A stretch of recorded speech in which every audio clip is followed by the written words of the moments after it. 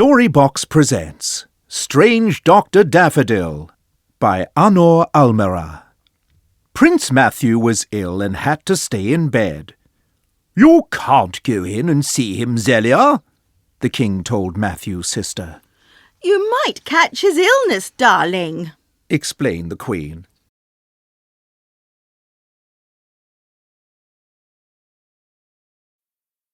But Princess Zelia didn't always do as she was told. She secretly went to her brother's room. The children were playing cards when they heard footsteps in the corridor. Princess Zelia quickly put down her cards and dived under Matthew's bed. The king popped his head round the door and said, "Dr. Daffodil is here." Dr. Daffodil came in wearing sunglasses, a thick scarf and gloves.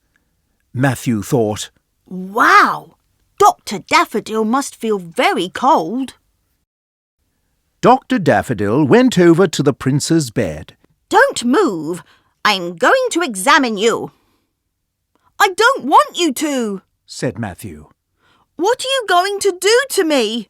"Don't worry," said the king.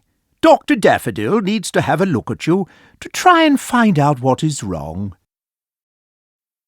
Dr. Daffodil pinched Matthew's cheek and said, "Very good." "That's a funny way of examining someone," muttered the king. The doctor poked Matthew's tummy with one finger and said, "Very, very good."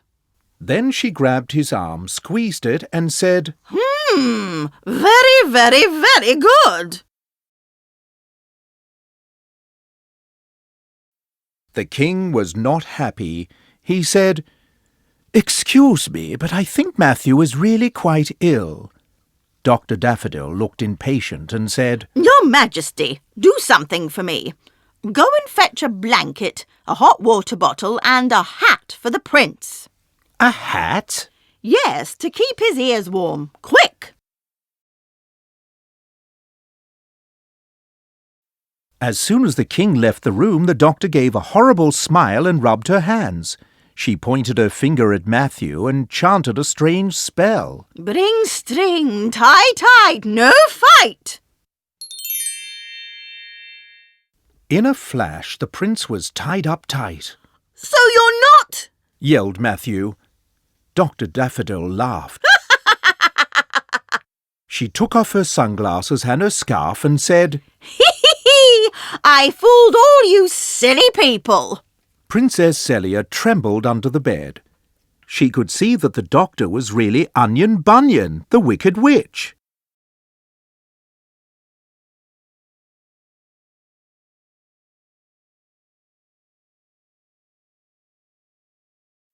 Onion Bunyan grabbed poor Matthew and stuffed him in her big bag.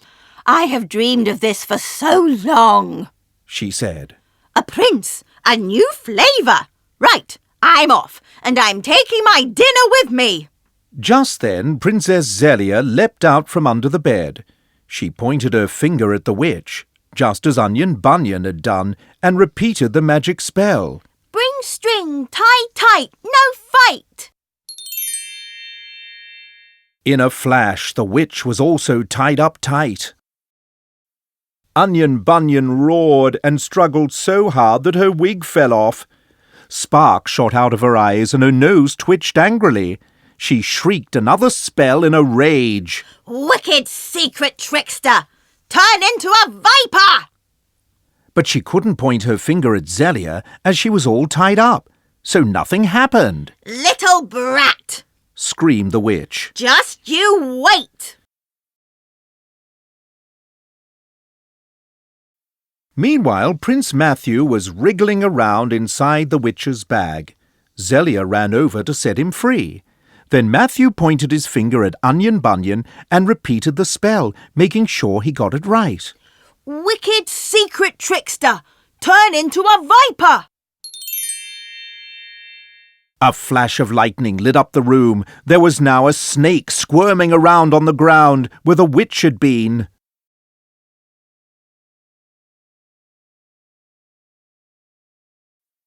Just at that moment, the king came into the bedroom carrying a blanket, a hot water bottle and a hat. What's going on? He shouted, dropping everything he was carrying. That wasn't Dr. Daffodil, said Zelia. It was Onion Bunyan the witch, but we turned her into a viper, said Matthew. The king was so angry he went red in the face. He grabbed the viper's tail in one hand and opened the window with the other. He swung the viper round above his head and then threw it to the end of the garden, shouting, "That's the end of your wicked ways, Onion Bunyan!"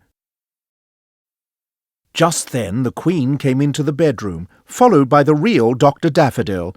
Her face was all red because she had hurried. She explained, "Sorry I'm late, Your Majesty. Can you believe it? Someone locked me in a cupboard just as I was about to come here." "It was Onion Bunyan," Zelia told her. "She pretended she was you. But we sorted her out," said Matthew. "and I think our adventure has made me feel a little bit better." The end.